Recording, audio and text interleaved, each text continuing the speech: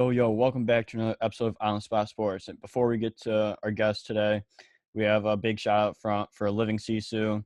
Living Sisu is a platform and app that wants to give you all the tools to have success in your sport. Their main objective is to activate your lifestyle. It's for active people. Enjoy discounts at companies like BioSteel, 30% off, Body Logics, the Goalie Guild. All his books are discounted. Roan, Lululemon for men, 20% off. Online stretching programs with Eccentrics, 1 full month free. They got super silent massage guns, 20% off those. And it's a great quality. It's way less expensive than a Theragun, and it's great quality. So there's so many more discounts that you guys will need to just become a member to see. So they want to provide you with anything you need for success. So come join the community. I'm a part of it. A bunch of other athletes are a part of it. So it's free to join. It takes 20 seconds to get exclusive offers to your sport, and it's definitely worth it. So do us a huge favor and go sign up for Living Sisu's membership. It's free, takes 20 seconds. So go do it, and we'll see you there. Living Sisu is a great company. We know one of the co-founders, Zach Fricali. He's a great guy. He's the co-founder. He does a lot of live streams on Instagram at Living Sisu with a bunch of elite athletes, and you learn a lot from like the athletes' determination, their resiliency, everything to what made them become successful. So it's been a great experience so far. So go on. I'm gonna leave the link in the description. So go sign up. Welcome back to another episode of On the Spot Sports. I'm Jack, and today's episode we are joined by a very special guest, former Toronto Maple Leafs goalie coach and NHL goaltender Steve McKichan. Steve is the former goalie coach with the Toronto Maple Leafs of the National Hockey League, and since has created future pro goaltending. Keeks has also played in the NHL with the Vancouver Canucks, the IHL with the Milwaukee Admirals, and the East Coast Hockey League with the Virginia Lancers. So I've been getting so many requests to get you on the podcast, Steve. So it's going to be nice to get you on. So this is going to be a great episode. So welcome to the show, Steve McKichan. Well, appreciate you having me on. I'm sure my mother's been doing all the requests because I don't have a ton of fans out there. It must be my family. I think it was Stack Pads Goaltending that kept requesting you. So it's definitely but I'm sure your parents were in there somewhere just requesting you. But I'm glad to get you on, and I'm excited to get you on the show. Appreciate it. Love talking goaltending anytime. Yeah. So how have you been? Like, it's been like a crazy last few years and everything, but like, how's everything going with you, and how's this summer going? Well, we just finished the summer camps, year 32. There was 1,200 goalies go through the camps throughout North America. And then we're back into doing association clinics now, my private lessons, and been staying busy getting the YouTube videos back up, starting again on Monday of next week in season 4, I think it is. And we do an e-mentor program where kids all over the planet can reach out and have their own NHL goalie coach and watch their videos, reach out to them on the phone, and just basically be their NHL goalie coach resource for their season, no matter where they live on the planet. So that's what I've been doing to keep busy, plus the cars. Yeah, that's awesome that you're still going strong and helping everyone from like the camps, the mentorship, and everything in between. And like, you can't go wrong with cars. Like, you just got to continue to have that hobby and just enjoy the future of the cars. Well, I wanted to be a goalie in the NHL because I loved cars, and I knew that was the only way I'd be able to afford collecting cars, and it ultimately ended up paying off. But back when I got started doing goalie coaching over 35 years ago, there was no such thing as this industry. There was summer camps, hockey schools, but in season there was no such thing as a private lesson, mentor programs that we started, association clinics. There was none of that in the winter. So basically, when I kicked off, it was trying to create an industry that could help goalies, and that's why we started it back in the day. That's all I knew was coaching goalies. Yeah, so like, how has like the industry of goaltending and goaltending coaching changed, and even in the last few years, since like obviously you started and like there was nothing, and then all of a sudden it's like everywhere you go there's goalie coaches, goaltending, and everything in between. It's like, how has how have you noticed the change and like the impact that it's had on the game? Well, I love it that there's so many goalie coaches available now, because a lot of goalies would go their whole career without any help. Yeah. There's just like in any industry with auto mechanics or whatever, there's going to be a wide variety in credentials and credibility of the people. So, I mean, as many goalie coaches as there are, which I love, there's some that, basically just pick their knowledge up off the internet, which is fine because it can help some kids. But the video I have coming out Monday on YouTube is about the wisdom part of the equation when you're a goalie coach. And that applies to teaching kids game reads and understanding stuff at a level that you can't get from the internet. So we get a lot of goalies I think are going to be highly skilled, can do a bunch of cool things on Instagram, but ultimately they'll end up maybe not going as far as they want because their goalie coach doesn't have the ability to talk to them about what's it like to be a pro.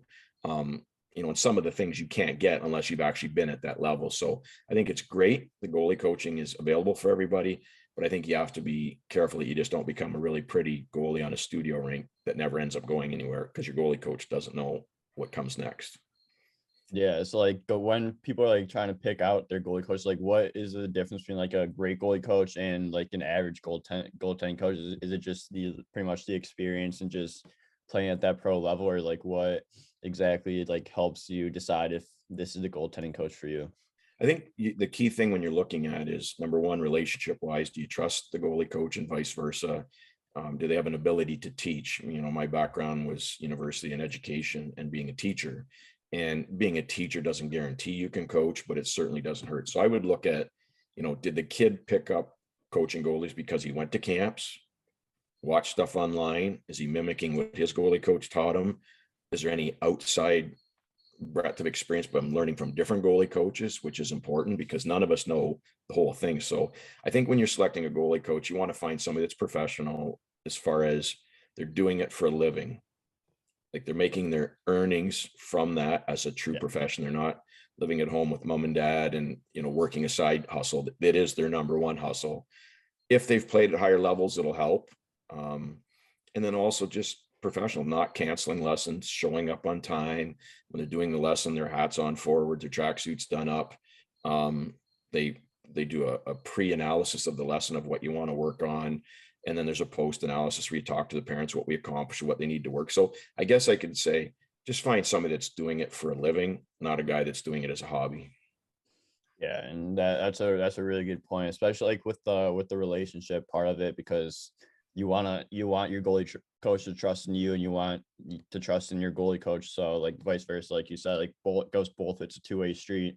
So like just having that relationship and being able to go to him when you have good games, when you have bad games, and he's not going to sugarcoat anything and just tell you straight up about if something was wrong, like you're going to fix it, or if like something was right, just to keep doing the reps and just keep getting better. Right. And like I got an example, I won't mention names, but I've had a lot of work with a certain kid as an example, and he grew his game. He ended up winning Memorial Cup World Juniors,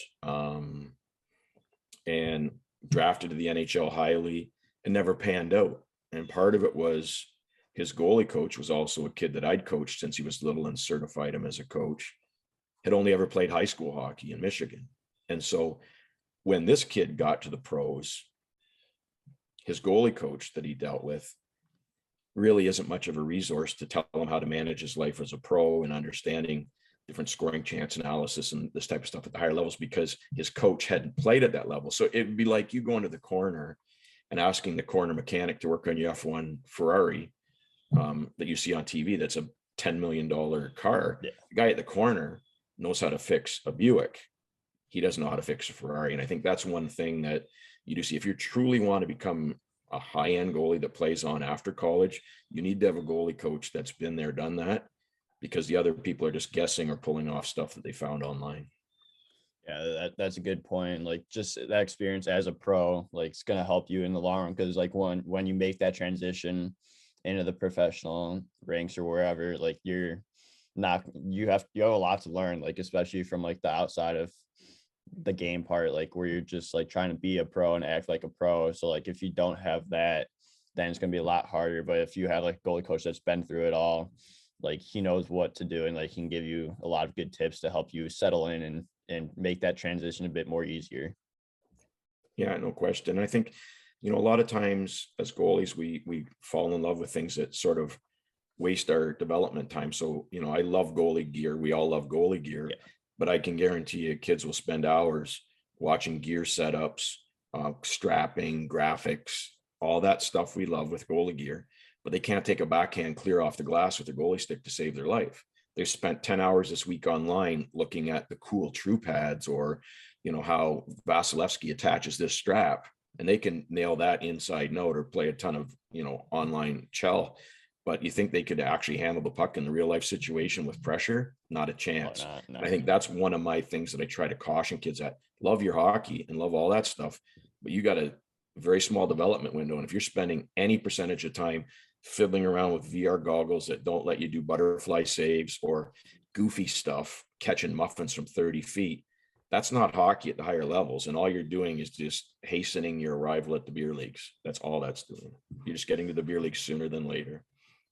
Yeah, that's a good point. Like earlier, you talked about like having like multiple goalie coaches, not just sticking with one. So you think it's important to just explore goaltending, the goaltending side of coaches, and just be able to just learn from other goalie coaches, because not everyone does the exact same.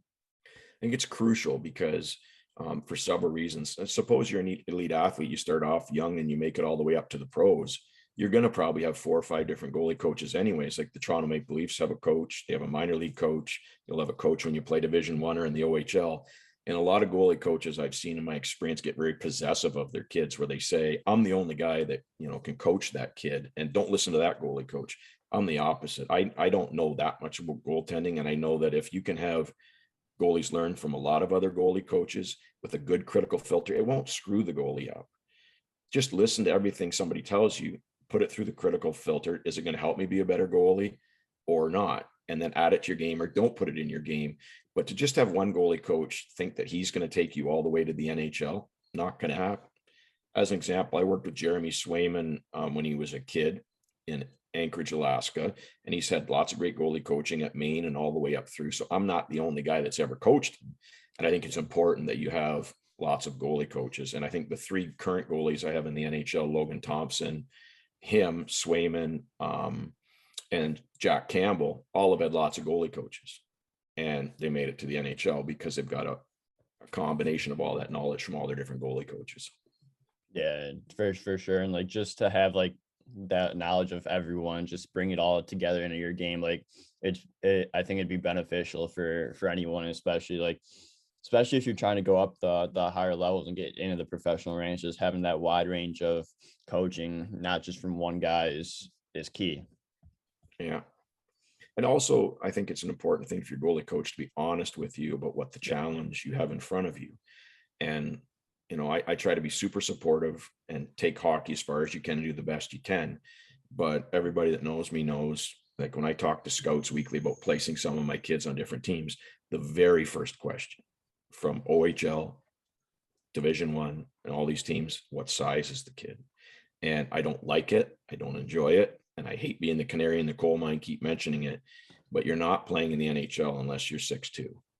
And there's people say, well, yeah, UC Saros. And that's a perfect example of a kid that can, but he is an outlier. And we know generally how next to impossible it is to make the NHL in the first place.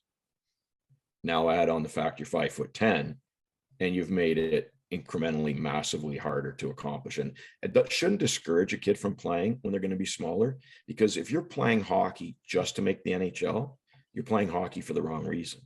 If you play hockey because you love the sport and become the best you can, there's no failure in that. That's a successful athlete. But if you play hockey to make the NHL, you're setting yourself up for failure. Yeah, that window to play in the NHL is so small. And just like, if you're not like UC Saros, for example, like he's 5'10", like he's had to do a lot more for himself to help him get to the NHL level, since he is on the smaller side of goaltending. And just, it's like, what are younger goalie or like smaller goalies supposed to do to help them get get that edge over their competition, especially if they're 6'2", 6'3", 6'4", even to just go into the professional ranks. It doesn't have to be NHL. Well, I think, yeah, there's lots of other levels and Yeah. colleges and stuff that you can play if you're not going to be that tall. But I mean, you look at the goaltender for the London Knights, Brett Brochu, he's 5'11". He's been the OHL player of the year, best goalie of the year. And he hasn't got drafted to the NHL 3 years in a row because he's 5'11". So if you're not going to be tall, try to identify all the parts of your game that are broken and fix it, and try to become the best you can be. And maybe that gets you to D3, maybe it gets you to play senior hockey. I think as a mindset with young athletes, kids are drummed into them too much that if you don't make the NHL, you're a failure. And you should be surprised if you make it, not disappointed if you don't. That's the mindset you need to have. You shouldn't be playing to make the NHL. You should be playing to just become the best goalie you can. And wherever that takes you, take your life lessons and become a great human and great citizen. And don't be upset if you don't make it. Just be surprised when you do. Yeah, and like you take so many lessons and apply it to your everyday life, especially with the game of hockey and goaltending. Like you just gotta just take everything in and just be a sponge and learn a lot, and then apply it to your everyday life as well as the game of hockey and having fun and loving the sport. And I think along those lines about moving on, I get a lot of questions from parents over 32 years. Does my kid have it? Do you see anything in my kid? And being an NHL scout, that's, right up my alley. And I said, well, have you ever had to ask your kid to work harder? And because every kid, they all get training, they all get technical training. But the key thing is if you got an intrinsic pathological work ethic, you can go a long way. But I got a lot of kids that are driving range goalies that do, $1,075,000 lessons, and they can, eyes over the puck, and they can do this and they can do that. And they're a bag of hammers when it comes to real games. Like you have to have this pathological push off the ice to be ridiculous on your dryland training, because when you get to the NHL, it'll shock you how great of condition the guys are that are already there and how they maintain that condition. It's not something that you're going to make it on your ability. You're going to make it on your off ice ability combined with your on ice ability. Those two things go hand in hand. Yeah, and like for probably the last almost 10 years, like I've learned that off ice training is definitely like you could be on the ice as much as you can, but if you're not doing anything off the ice, like your game's gonna just stay the same. But like once you add on that ability for or that extra add on for off season training and just going to the gym, stretching, mobility, all that hand-eye, like your game and your development's gonna exceed your expectations. It's gonna take you to a whole nother level. And another one you see quite often are, kids that get cut and they whine about politics and they whine about nepotism and favoritism. And I didn't get a chance. And I was just as good as the guy they kept and all that. And those are comments of losers, because when you have to make a team, you have to be overwhelmingly awesome at the tryout. And I had a kid that I was working with recently. He got cut and he was all upset. And he says he didn't get a fair shake. And I said to him, well, what would happen if you took Carey Price in his prime and he tried out for that team? Would he make it? And they're like, oh, yeah. Well, there's your answer. You're not overwhelmingly awesome. So the question is, how do you become overwhelmingly awesome so they have no choice but to keep you? Is you have to systematically and with vigor identify all the things you suck at and make them all strengths with a plan of action.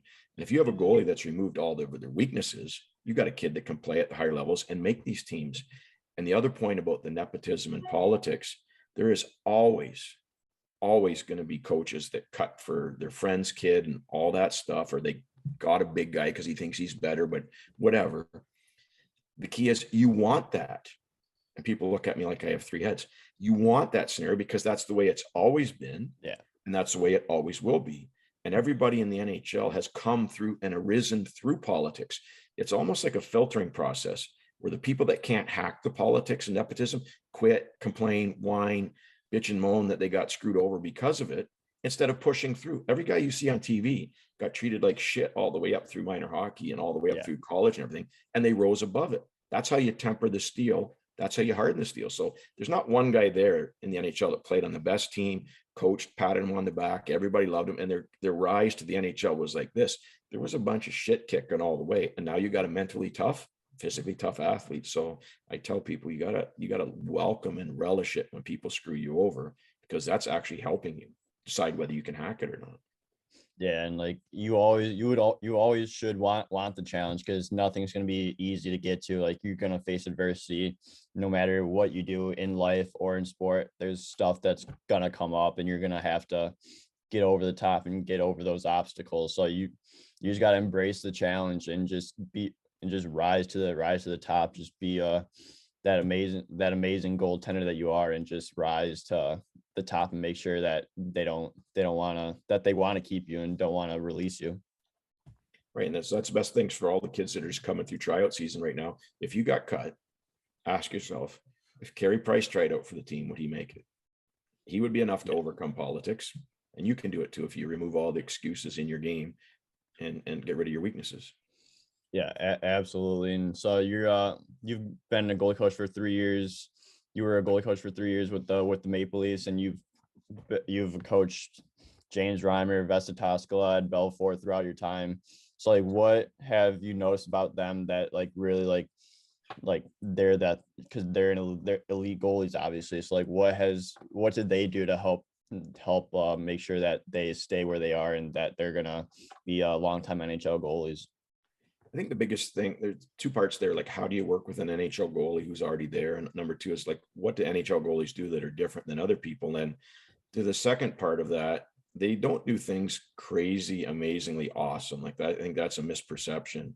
Like when I've worked with Hall of Famer Eddie Belfour, just very consistent, repeatable stuff. And they don't fall for gimmicks or technical flavors of the month where Panda this, RVH that. Like they will put in things they think can help, but they've got a good critical filter. The thing is, they're not that amazingly awesome at each individual part of their game, but they're amazingly consistent. And the other thing is they've got great bounce back ability. So when they crap the bed the next game, they're probably about a 940, 950 save percentage. And the other factor too is when you're coaching NHL goalies, it's not like all the drilling and goofy stuff you see on Instagram. It's very fundamental stuff on positional, rebound control, and puck handling stuff. And it's not the drills you see on Instagram. It's very simple. Like a Major League Baseball hitter, for instance, half the time they'll be under the stadium hitting off a tee, which is what they did when they were 9 years old.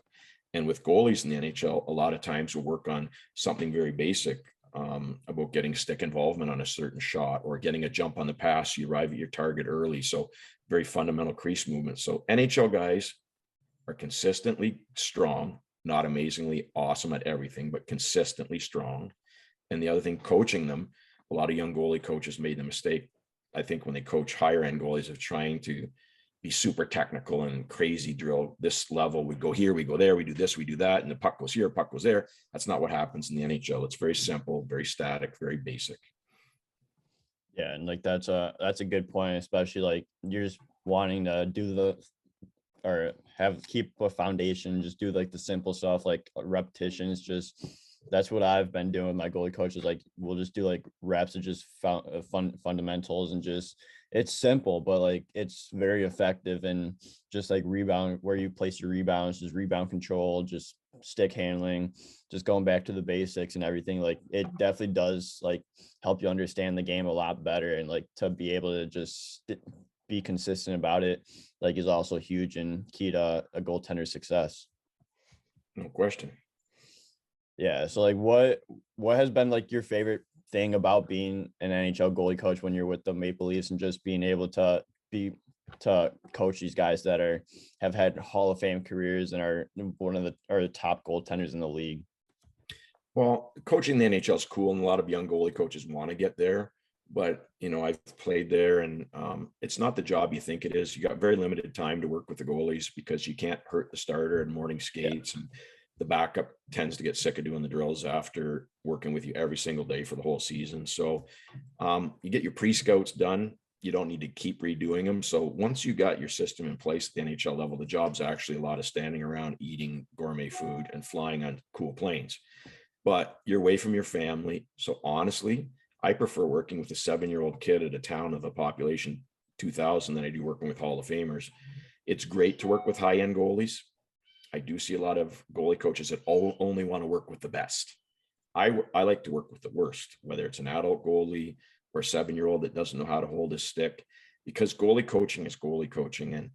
And that was one of the coolest things I'd say about being in the NHL. I'd do a morning skate in Toronto and work with the Hall of Famer Eddie Belfour, and then go to a clinic in Thetford, Ontario that night, 7-year-old first time on the ice. So in the scope of one day, I'm working with one of the best that's ever lived, to a kid that does have an idea who Ed Belfour is and just wants to stop a puck and have fun. So I actually enjoy working with the little kids better.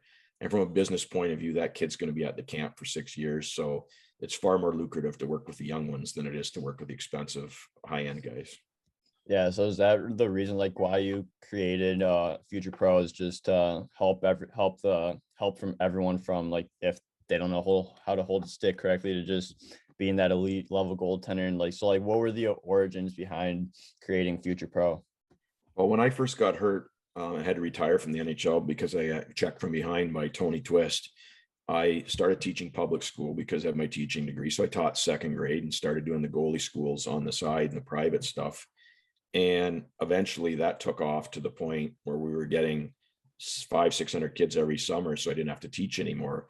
And it's a great job. You got a ton of free time and you get to help goalies get better. And basically you get to stay in hockey. And that was the biggest thing I missed when I retired from hockey, was the dressing room and being around the guys and the actual hockey stuff. And I never had to miss that because I moved right into coaching goalies. So I think it's a great gig because it's extremely lucrative, which is why you see 8,000 people trying to do it. And I think it's awesome that there's a lot of goalie coaches out there. And I was glad to maybe start something that wasn't really going back in the past. Yeah, so how has Future Pro goaltending like improved since like the start to like where you're at now, 32 years later, and just like the upward trend that you guys are probably on right now, and just to see everyone from when you first started working with them to where they're at now?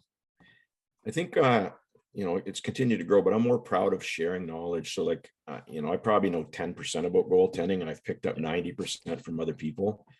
And I have a good critical filter. So I continue to learn, hunger to learn, watch Instagram stuff, lots of great stuff that I add into my repertoire, and a lot of stuff I discount because it doesn't make any sense. But I think more proud of all the goalie coaches that have come through and the knowledge that I've tried to give out, like all the stuff I put out on YouTube and the books I've written and the videos and stuff and the DVDs are all about passing knowledge around that I've compiled from other people much smarter than me. So I think it's grown to this point just because of just tireless pathological work ethic to outwork people.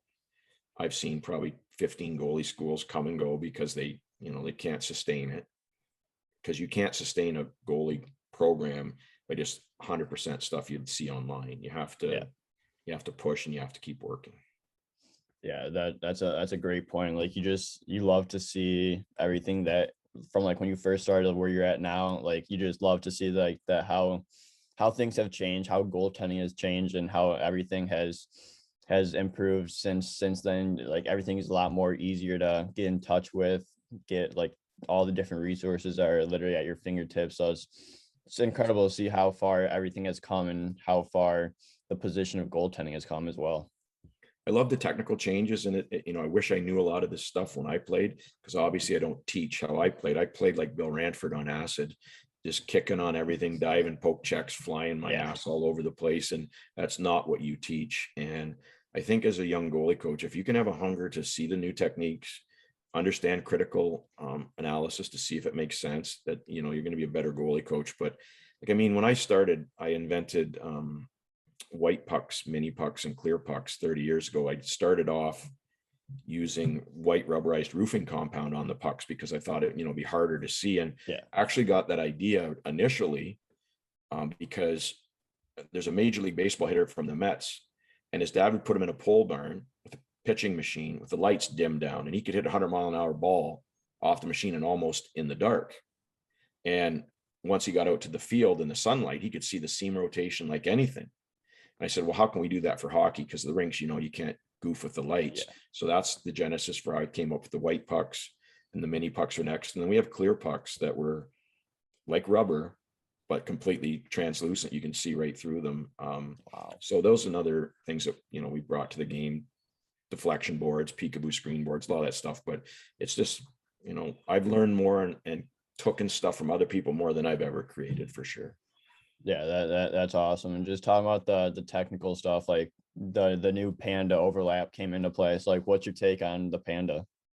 It's actually in the new video that I have coming out on Monday about YouTube. And I think it's a lot of goalie coaches try too hard to make a mark by saying, okay, let's call it the panda.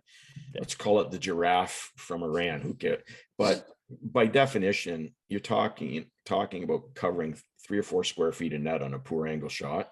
And people are bending themselves backwards to try to figure out how to stop that. Like, seriously, Jack, can you stop a puck from going in a mini stick net? Can you do that, Jack? Yeah. Right. So on a poor angle, the net's the size of a mini stick net, and people are coming up with all these contortions on how you're trying to stop a puck on a mini stick net. It's not rocket appliances, right? And so with that panda, I know it's like a modified version of the overlap where your chest is basically more square up to center ice. The fundamental problem is guys from over there wasting shots. You're creating a surface that's going to cause a slot rebound. If it comes off you, you're setting your chest up to put that in the kill zone. So you're worried about this guy might wrap it or this, that. There's so many goalies that worry about shit that might happen instead of what's likely going to happen. And I think, I'd rather see more overlap, the RVH if the guy's within a stick length, and never a panda, unless you want to purposely to set up pucks in the low slot on a golf tee to let a guy cork it in the empty net. All the panda's doing is encouraging slot rebounds and maybe make you get back to wraparound quicker. And it's the flavor of the month. Hey, it's the panda. You know what's next month, Jack? We're going to do the thermometer save just because it's cool. I'll tell you about the thermometer save next week. Yeah, it's definitely an interesting technique. And like you said, like you're literally putting everything that comes off your chest into the slot. And anyone's going to bury that. So it's definitely not putting it in the right spot where you want to, especially like when everyone's telling you to not to put it into the corners or not non-dangerous areas. Like you're putting it in high real estate right there.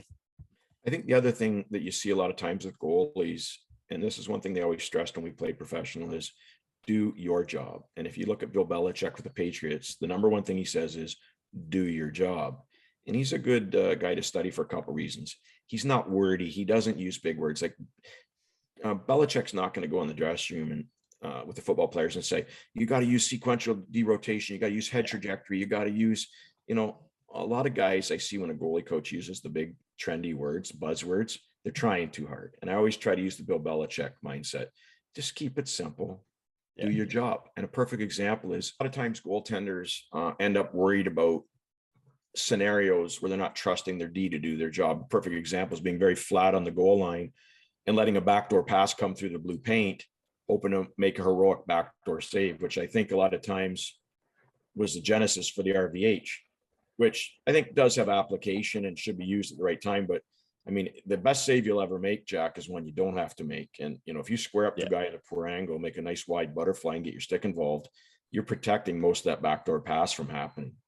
Doesn't mean you're not going to try to get over there, but I think goalies would be better served if you do your job and you trust your D to do their job.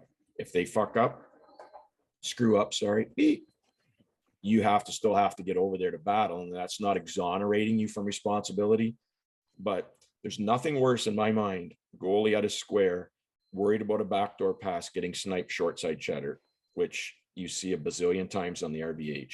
When a guy's gapped out 20, 30 feet, that's as bad as letting a bouncer in from center. That's not a snipe. That's a guy that's not respecting the front door.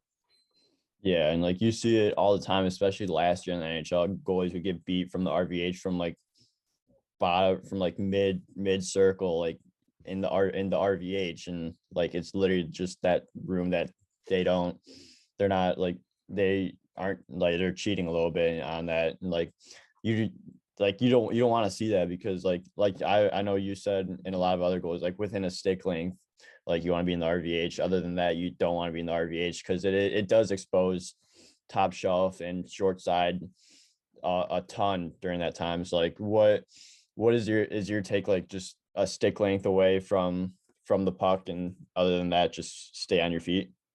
Well, I mean, every goalie's different, and there's going to be some size factors there too. If you're 6'6", it's a whole different scenario.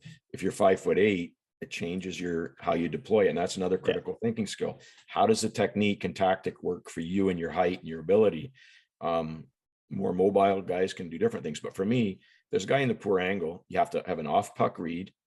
Do you trust your D, getting the guys on the other side? Is it your sixth defenseman or your first defenseman, which may be a better guy at breaking up the pass to the back door? So this stuff doesn't happen in a vacuum. And I think that's a weakness. A lot of goalie coaches say, if the puck is here, you do this. If the puck is there, you do that, which is a mistake. Because, like, for instance, when you're taking quick looks off the puck, Jack, you're not only identifying there's a guy open, you're identifying what hand he is and who he is. Yeah. Because if it's Sidney Crosby, it's a lot different than if it's Joe Bender. And too many goalies have no idea that there's a guy in the back door, number one, what hand he is or who it is. And also you have to know your personnel. So your question about should you do the RVH, this or that, 100% dependent on the whole scenario. Do you trust the time and space that he doesn't have? Or does he have a lot of time and space based on the personnel? Me, I would rather see a lot of tighter stances, overlap. And if there's a sense or a hint that he might wrap it, once he gets closer, then you can get into the RVH and still get over to that post. So I think it's situationally dependent, Jack. Yeah, that's a very good point, because like there is no one way to do it. Like you just got to do whatever you can to stop the puck, and just having that, there's different situations, different scenarios that you're going to play the puck differently. It's like everyone's going to play the puck differently. So you just got to, it's based on like situation, like you said. Like I think that's a really good point. And the hand of the guy too. And yeah, it completely changes it. But again, I'll summarize it. You're trying on a poor angle, like a low angle drive from outside the dot, or shot or a drive to the net. You're protecting a mini stick net, not a soccer net. Yeah. So just do less to do more on those. It's not crazy and hard save to make. It's a tiny net. Yeah, exactly. So you played a game in the NHL when you're playing with Vancouver Canucks, and you spent a ton of time in the NHL with and around guys there. So like, what were some of the biggest things you learned throughout like your playing career, getting up to that NHL level and being able to suit up for a game? I think the biggest thing I learned was that you have to prove a lot of people wrong, because there's always going to be doubters and people telling you can't do something. And I didn't make it because I wanted to make it. I made it because I wanted to prove people wrong. And everybody's motivation is different. But in my case, I was motivated by people telling me I couldn't do something. So at a young age, I started a doubter's diary where I wrote down every time somebody told me I couldn't do something, whether it was Miss McNeil in second grade, on career day, I want to play for the Maple Leafs, and she wrote in a primary pencil, no, you can't, you got to pick something realistic. And college coach saying I was too scrambly or whatever it was, all the way up to the minor leagues and then to the NHL. And when I played my first game in the NHL against New Jersey Devils on December 5th, 1990, after the game, I kept meticulous notes in my doubter's diary of all these people, plus the current contact info. So I went into Brendan Byrne Arena, New Jersey, after I got off the ice, and I started calling people on the old rotary phone, because that's before cell phones. I called Miss McNeil. I called my junior B coach. I called my college coach. And I said, thank you for motivating. And I used all the negativity, the bazillion injuries, all the bad crap that happens to motivate myself to make it, to prove people wrong. And I think that's what I learned about the NHL is it's not the best guys that make it. It's the guys with pathological motivation that make it, plus some talent.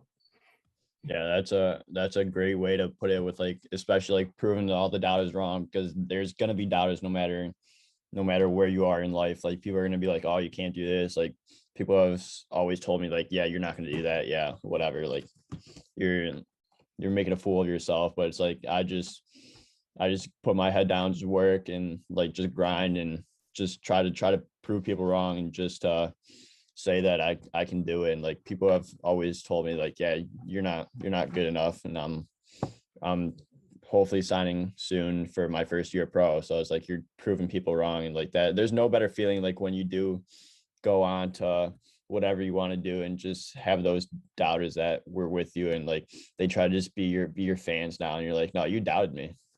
Yeah.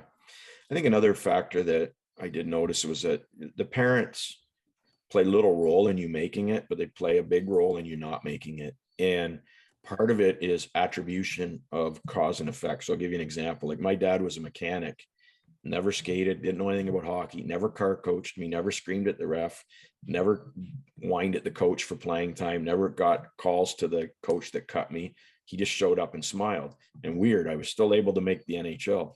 Never once told me to work hard, never suggested do this, do that, just supported me, brought me to the rink. And even when I played in the NHL, all he ever said to me was, hey, how about that? To this day, nothing's ever been said about it.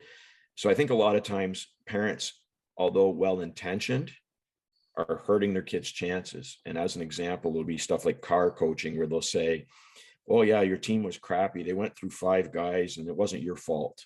Or they'll say stuff like, well, the coach didn't play the right guys or play you against the right team, or you didn't get to play in the right tournament. So they setting up this scenario where the kid learns to blame outside factors all the time. At the end of the day, it's you. Yeah. And the puck doesn't have to go through 5 guys to get to you. They could go through 5 guys, but it's still your job to stop the puck. Yeah. If it was the job of the 5 guys to always prevent shots, they don't need a goalie. So parents, if I have any advice for them, would be stop blaming the refs, stop blaming the crappy team in front not clearing your rebounds, and make it about you, the goalie. Because if you're going to always be blaming outside factors, you're going to be working at Swiss Chalet or Dunkin' Donuts. You're not going to be playing on TV if it's everybody else's fault all the time. Yeah, and like you have a job, and that's to stop the puck. Like if you're not doing that, you're not doing your job. So you just gotta. So don't blame other people. Like a lot of people just blame the defense, blame everyone else, but like you still have to stop the puck no matter what. Like it's your job, so you just gotta do what your job entitles you to do, and that's stop the puck. And like when I'm scouting, I look for body language, I look for swagger, I look for how a goalie comports himself on the ice when things aren't going their way. And I tell people, you don't want to be a Steve Mason, where the puck goes in off your defenseman and your palms up looking at your defenseman like it's his fault. And Bennington running around acting super tough when he's built like a leaf. Like he's, you don't want to be that guy. You want to have emotion, you want to care, but to be a stick banger, stirring up crap or blaming your defense, don't be that guy. Just have calm. Like look at Carey Price, how he plays. Once in a while he'd lose his temper a little bit, but for the most part, well controlled. Worry about your job and just be professional. Don't be into all the drama, stick swinging and all that crap. Yeah, and like it'll help your emotions stay in check when you just find that like routine where it's like you're staying calm. Like yes, everyone's gonna lose their cool once in a while, but not every game, every other game, and you're just gonna do whatever you can to just like even meditating like helps. Like I've noticed that like it helps like your emotions stay in check, and especially when things do get wild, like they can sometimes, like you're just in check and you're not swinging your stick around or anything like that. That's emotional intelligence and being under control. And I give goalies some, obviously I've coached Eddie and his background with when it comes to that, but he never won a Stanley Cup till he got his shit under control. Yeah. He wasn't losing his mind because the other team would just egg him on and he'd be losing his stuff. And once he got some emotional control, that's when he won his cup. And I always use the example of Mika Kiprusoff from Calgary Flames. He let in a piece of crap goal from center ice, or he'd make a backdoor save that's on the highlights for 3 weeks. And in between the whistle, helmet would come up, get a drink, and you couldn't tell by looking at his face after a big save or a shitty goal what just happened before that, because he had a calm, even demeanor. And teams really feed off of that. They don't like to see guys that are reactive and crazy, like calm, consistent, reliable, professional goaltending. That's, I think, a goal for every goalie, just to stay calm and controlled and in the moment. Calm, cool, and collected. That's all it is. Yeah. Yeah. So before you got into the NHL, you were in the International Hockey League with the Milwaukee Admirals, and you were with the Virginia Lancers in the East Coast League. So like, what were those few years growing up in the minors and just being able to like experience everything you did? I know you said you had a great time in Milwaukee. It's like just to have that come up from the coast all the way up to the IHL at the time, and then going up into the NHL. I think it's necessary for goalies because you got to play some games in the minors before you're ready for the NHL and get to learn to be a professional and what that means. And, there's a million stories I can tell about those times, but I think the ones away from the rink are always the funniest ones. And we were on a coach bus in the East Coast League going up to play Knoxville from Virginia. And we got to the game, and it was a sleeper bus, and they couldn't wake any of us up. There was a carbon monoxide leak back by that trap door by the bathroom, and we had to go to the hospital because they couldn't wake us up.